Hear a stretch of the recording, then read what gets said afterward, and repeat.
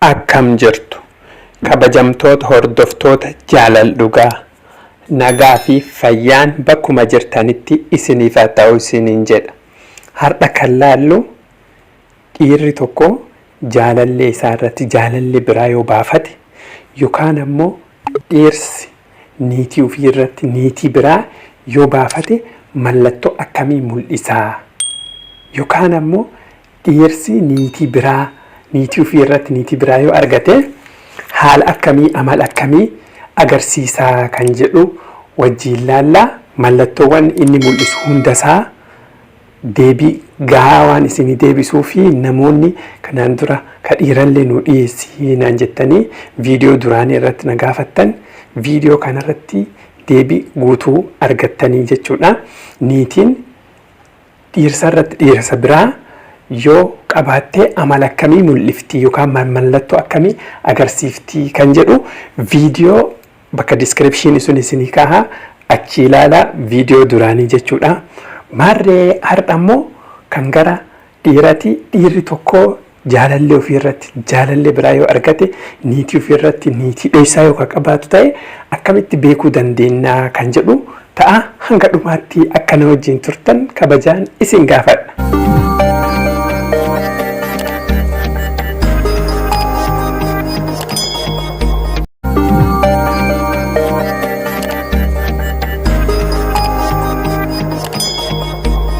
Akkuma beekamu gaa'ela ofiitii ala gaa'ela biraa yookaan ammoo niitii ofiitii ala niitii biraa fuudhuun yookaan ammoo jaalallee ofiitii ala jaalallee biraa ida'uun yeroo hedduu waliikinsaaf sababa ta'a jechuudha. Kanaafi sababni baay'ee waliikinsi baay'atee fi kun dhugaa haqa jiru namni baay'een niitii ofii irratti yookaan ammoo niitii biraa yoo fuudhu taate jaalallee ofii irratti jaalallee dhoysaa akka qabaatu akka ta'u taate jiroon sun bultiin sun ni diigamaa jechuudha.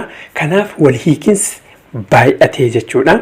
Namni tokko yoo maal ta'e sabab maalitiin jaalallee ofii irratti jaalallee biraa argata yookaan dhiirri tokko jaalallee ofii irratti jaalallee biraa kan inni baafatuuf yoo maal ta'e sababni maalii jennee yoo gaafannu taate tokkoffaan yoo waliigaltee hin qabaanne jaalalli sun keessatti jaalalleewwan lamaan yookaan niitiif dhiirsi kuni waliigaltee gaarii kan qabaanne yoo ta'u taate gara dubartii biraa deemuu danda'a jechuudha namni suni.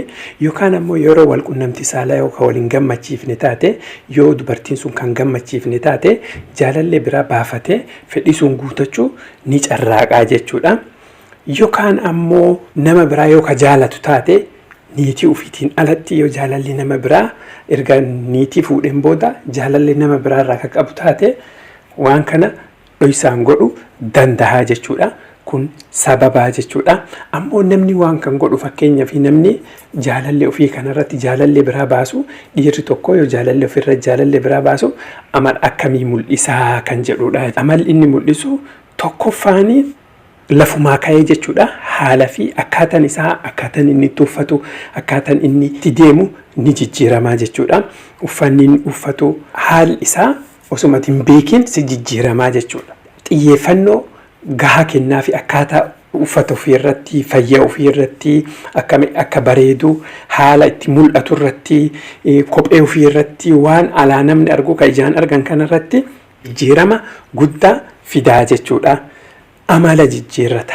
Amalaa fi akkaataa itti si wajjin dubbatu akkaataa itti si wajjin haasa'u yookaan ammoo akkaataa itti si qabu jijjiirrataa jechuudha. Fakkeenyaaf akka gaarii sin qabu osuma si argu yookaan si biraa deemuu danda'a yookaan beellama qaba jedhee galgal si dhiisee deemuu danda'a. Akkaataa jijjiirrataa jechuudha. Amalaa fi waan si duraan godhu hunda ni hanqisaa jechuudha. Kabiraa ammoo sirraa fagaatee deemuu barbaada. Yeroo jaalallee biraa qabaate dhiirri tokko nama agartee isinii wal beekuu nama walitti dhufeenya qabdanirraa fagaatee gocha ofii raawwataa yeroo nama ati wajjin jirtu hundarraa kadheessu taate jaalalleen kan kee yookaan dhiirsi kan kee waan biraa shakkuu qabda. Yeroo baay'ee kompiitara ofiitii fi bilbila ofii irratti dabarsaa jechuudha. Yeroo ofii baay'ee kompiitaraa fi bilbila irratti akka ajaa'ibaa kana dabarsaa jechuudha. Kabiraa ammoo yoo ati waan tokkotti dubbattu loliinsa baay'isaa jechuudha. Akka agartee ati wajittiin yookaan ammoo amala kana waan tokkotti dubbattellee dafee lola, dafee aara. Kana jechuun inni rakkina biraa yookaan ammoo waan wayiitiif akkanatti uf qulqulleessuuf deemaa jechuudha. Ammoo inni biraa mallattoo yakkaa akka gartee nama balleesse yookaan ammoo nama waan tokko dogongora dalagee akkasii si biratti amala akkasii sitti mul'isaa jechuudha. Manatti hin argamu sa'aatiin inni mana taa'u yookaan ammoo yeroon inni mana dabarsu baay'ee xiqqaadha. Ka duraanii irraa baay'ee xiqqaadha. Ammoo ka bira ammoo fedhii wal qunnamtii saalaa si wajjin godhu ka duraanii irraa ni hir'ata. Jaalalleen kan kee kun fedhiin inni wal qunnamtii saalaa si wajjin godhu qabu baay'ee gabbu'aadha.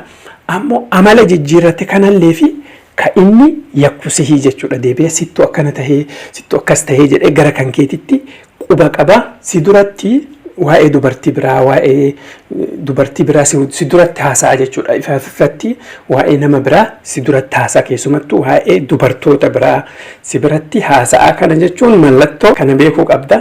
Ammoo atilleen ufumaa beektaa jechuudha. Wanni tokko akka sirrii hin taane jaalala keessan keessatti wanni hir'ate wayii tokko akka jiru atiyyuun ufii kan keetii sitti dhagahamaa jechuudha. Otoo inni sitti himin ni beektaa jechuudha. Amala akka inni si jijjiirate ufii ni beektaa jechuudha. Amala akka inni si jijjiirate akka inni ka duraanii irraa sitti jijjiirame ifaaf ifatti agartaa namaan gaafattu. Odeeffannoo walii dabarsuun walitti dhufeenyi keessan gad bu'aa jechuudha. Keessumattuu waliin haasa'uun walii dubbachuun odeeffannoo walii dabarsuun kun hin jiru jechuudha. Walirraa cacal'iftanii kennaa adda addaa ufii qabatee dhufaan jechuudha. Kennaa namni kennuuf dhiirsi kan kee kun yookaan jaalalleen kan kee kun kennaa waan alaa fide wayii tokko qabatee dhufaa jechuudha. Kennaa wayii waan alaa namni kenneef qabatee dhufaa jechuudha. Turee fa manatti galaa jechuudha. Galgala barfatee yeroo waa'ee atiin waa'ee gogoomsuu yookaan waa'ee jaalallee biraan irratti baafachuu ka itti dubbatu taate si dhiisee si biraa deemaa jechuudha. Atiin jaalallee biraa yookaan ammoo ati na sobuu jirta sila maaltu deemaa jira jettee otu gaafatte waan akkasii sun hin fedhu jechuudha. Yeroo baay'ee maallaqa irratti dabarsaa jechuudha. Maallaqa ofii gara inni itti baasuun beektu si dhoysaa waan gaarii gama kan keerraa dhaga'uu hin barbaadu jechuudha. Waan gaarii gara kan keerraa dhaga'uu hin fedhu jechuudha. Maarree hordoftoota koo dhiirri tokko yoo dubartii biraa sirratti kabaaf amala haala kana mul'isa. Ammoo amalli kun amala anamma asii olitti ibse kana akka waa baay'ee irra baratan abdii guutuun qaba. Ammoo viidiyoon kun isinitti tolaan laayik gochuun dagatina. Namoota chaanalii kanaaf haaraa taatan sabskiraayib godha. Viidiyoowwan haaraa waa'ee jaalalaa irratti xiyyeeffatan chaanalii kanarraa argattu. Ammoo viidiyoon lamaan iskiriinii irratti isinii bahu kana yoo ilaalin laala aadaa ja'a baay'ee galatooffanna ispoonsara waan nu ta'eef hanga viidiyoo biraatii wal agarrutti nagaan.